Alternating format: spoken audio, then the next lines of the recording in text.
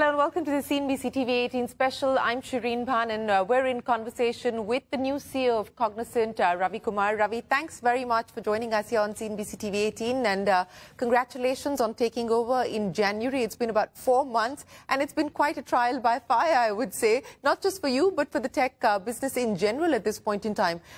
Take me through what the last 4 months has been for you like.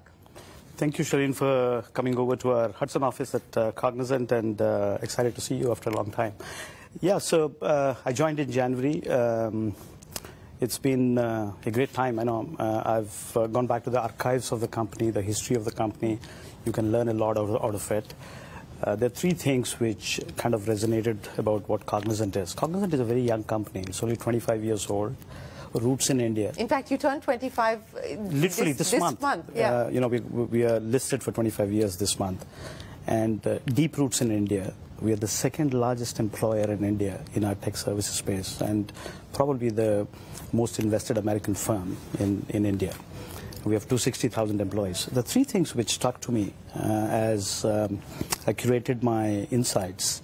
I think Cognizant has a growth mindset, so I want to make sure that we accelerate and create growth momentum inside the firm.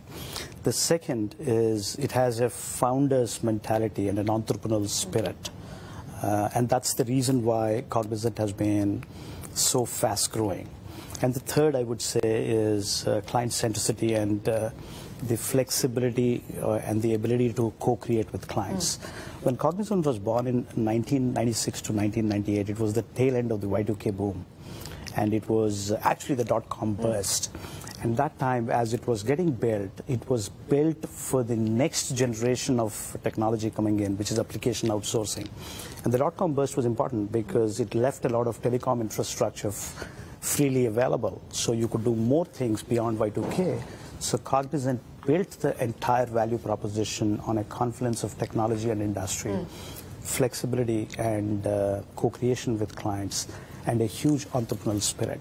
These three, if I can curate it and I can catalyze the heritage, I think we have a winning combination. You know, so speaking of catalyzing the heritage to ensure that it is a winning combination, what is it going to mean in terms of tangible next steps now?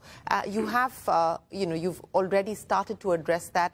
The expectation is that with some of the measures that you've taken, you will be able to arrest the market share decline as well as grow market share. You're also in the market to add to your large deals. We've started to see some movement on that front. What is the winning strategy going to look like in terms of tangible next steps? So Shereen, you know, the first quarter, first earnings which I actually had for me, we had 28% increase in bookings, Y-on-Y. 30% of those bookings came from large deals. So we've created a lot of outreach on large deals. And we've created a lot of infrastructure inside the company to cater to those large deals.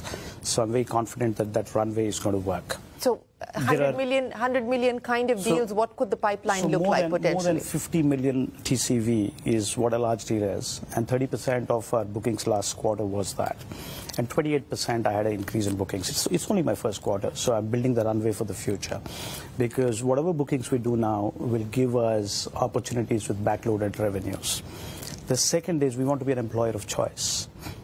We are a big employer in India. We want to be an employer of choice. Our attrition rates have started to fall since from 30% down to about 23%. It's fallen last quarter, and the trend is looking good. So where do you believe yours could be? You know, the quarter is still on, so I'm tracking that number very effectively. We are a company we deeply believe that we could be an employer of choice, and there are multiple things we do well. You know, we create global mobility for our employees in India. In fact, we are one of the biggest platforms for global mobility in India.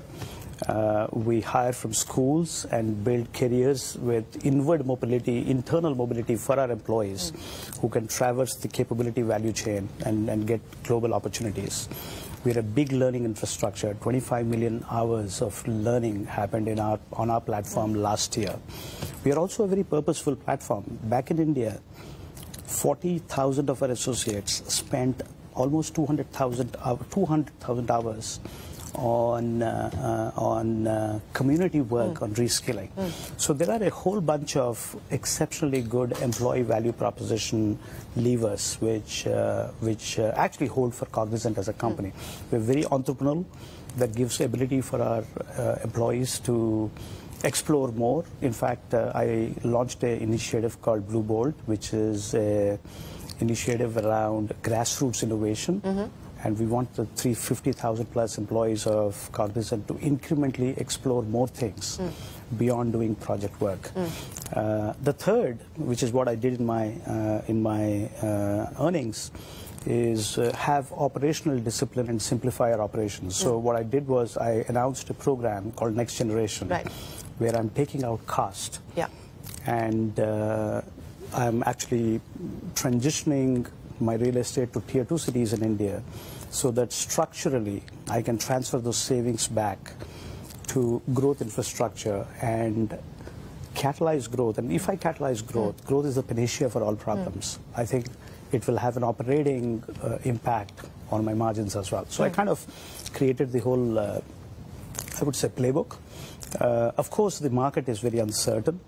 Some sectors are continuing to be very soft. Discretionary spend is very soft. Is it looking worse than May? Because in May you said that you were seeing clients holding back. You were seeing clients holding back on discretionary spends. The environment was looking soft. Do you continue to see that revenue softness? There's no change in my narrative since what I have said in May.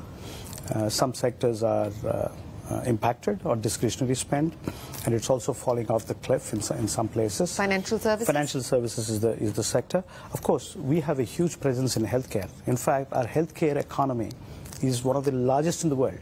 Between healthcare, health equipment, devices, life sciences, we are the biggest provider. That is resilient to economic cycles. So that's an advantage we have. But overall, I'm seeing a lot of large deals.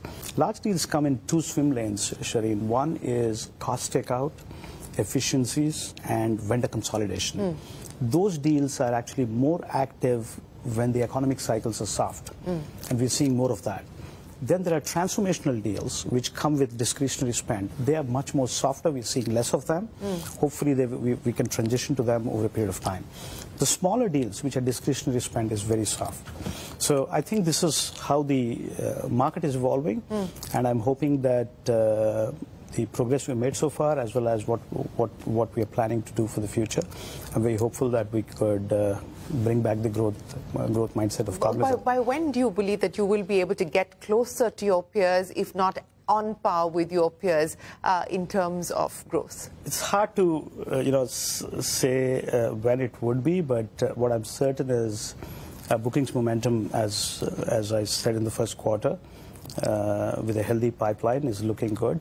I think it's a virtuous self-reinforcing cycle of employees and clients. I mean, we all think demand is what is needed, but you need a self-reinforcing virtuous cycle of employees and clients. If your employees stay with you, your clients come to you. If your clients stay with you, your employees come to you. If you're on that cycle, it's an easy business. If you're not on that cycle, it's a hard business.